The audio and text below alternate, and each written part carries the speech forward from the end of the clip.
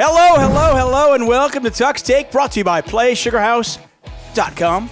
3-1 last week brings us to 40-31-2. Not bad. I still can't believe Dak Prescott played the whole game.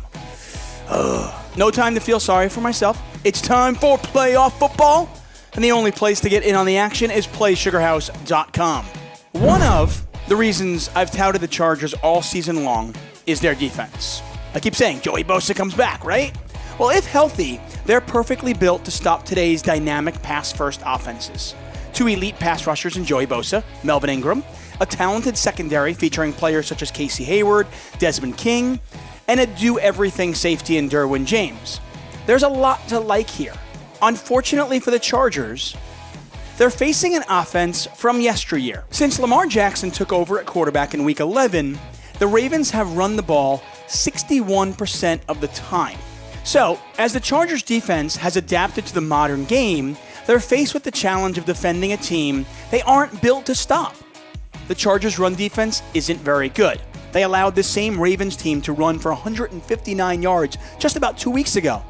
Now, on offense, the Chargers weren't any better the last time these two faced. I mean, let's give the Baltimore defense credit.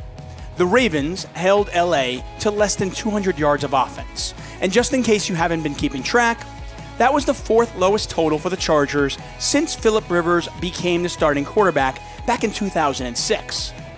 I was still good looking back in 2006. The Ravens are 6-1 in their last 7, with an overtime loss at Arrowhead being their only blemish. They could have won that one. Everything certainly points to a Baltimore win, right? But the wild card in this wild card game is the fact that this is the second time these two teams are facing each other in just 3 weeks. Do the Chargers coaches and Phillip Rivers make the necessary adjustments? The Ravens won the turnover battle 2 weeks ago 3-1, and I guarantee if that repeats itself, the Chargers will be headed home. But the Chargers have more talent. Man for man, they are the better team.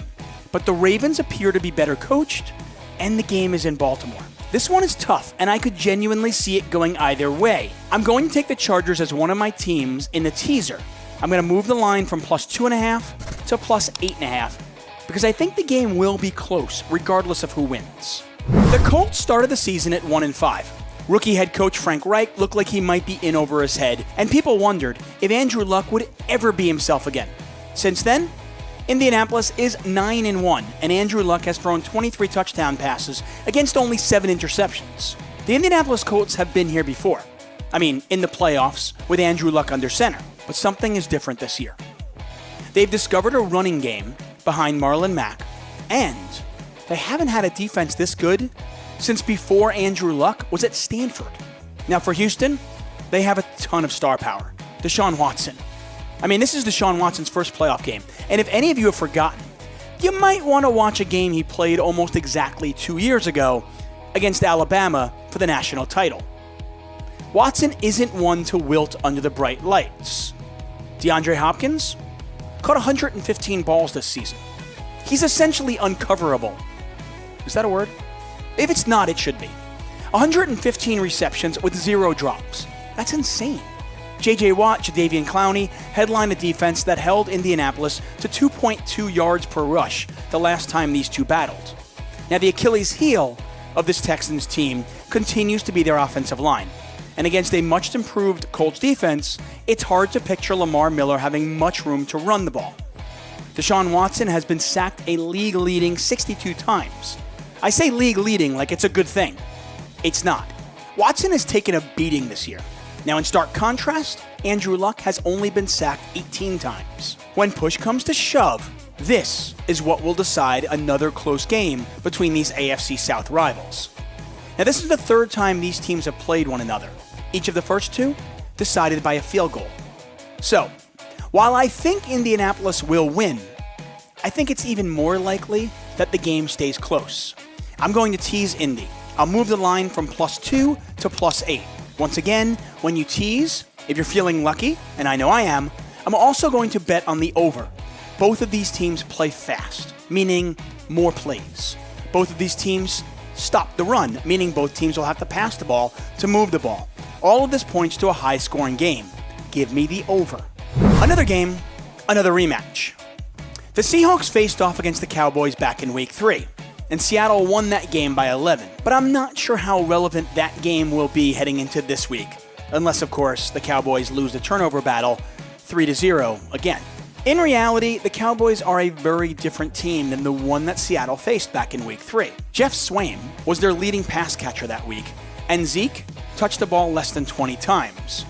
Dak Prescott and in turn Dallas's offense has been much better since early November and the acquisition of Amari Cooper. While there's no denying the impact Cooper has had on this team, it's the Cowboys' commitment to running their offense through Ezekiel Elliott that has made the biggest difference. Seattle wasn't supposed to be this good, and you have to give Pete Carroll a ton of credit. Behind the fantastic running game and the play of quarterback Russell Wilson, the Seahawks have exceeded almost everyone's expectations. The Seahawks have won 6 of 7, and when you have Russell Wilson, anything is possible. But this is a defense that is 25th in yards allowed per play, and an offensive line that is 31st in sack rate allowed. The Seahawks have the better coach and the better quarterback, but at home, I think Dallas wins this one. And finally, I asked the city of Philadelphia a simple question. What do you do with Carson Wentz when Nick Foles leads you to back-to-back Super Bowl championships? Nick Foles is deservedly getting much of the credit, but this team and their resurgence is so much more. Darren Sproles' return from injury paired with the abundance of weapons on offense makes this team so dangerous, as we all witnessed just 12 months ago. On defense, it's been a struggle for much of the season, but after fighting injuries, the secondary has been playing better, and their front seven absolutely deadly for almost any offensive line. The pieces are once again in place, but the path to the championship is undoubtedly more difficult this year. It starts in Chicago. This Bears team, very different from the one that lost to the Eagles 31-3 last season. Even after Chicago traded for Khalil Mack, there weren't many outside of their locker room that believed the Bears could achieve this kind of success, at least this soon. How have they done it? A suffocating defense that was already good before Khalil Mack arrived. Eddie Jackson is not only the best safety in the league, he should legitimately contend for Defensive Player of the Year.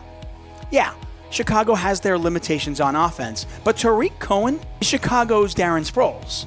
He does everything and presents a matchup problem for almost every team they face. With that defense, they don't need to do much on offense. And frankly, they do enough. I think this is a defense-dominated, low-scoring affair.